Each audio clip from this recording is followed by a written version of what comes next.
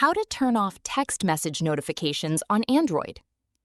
If you want to stop text message notifications from appearing on your Android phone, this video will show you how. First, open the Settings app on your phone. Tap on Notifications and find your Messages app and switch off the toggle. Your text message notifications will now be disabled. You can also change this setting directly from the Messages app.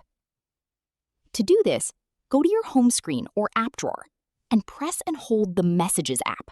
Tap the App Info icon, then select Notifications. From here, you can enable or disable your text message notifications whenever you want. That's how you can turn off text message notifications on your Android phone. If you find this video informative, click on like, share, and subscribe for more videos.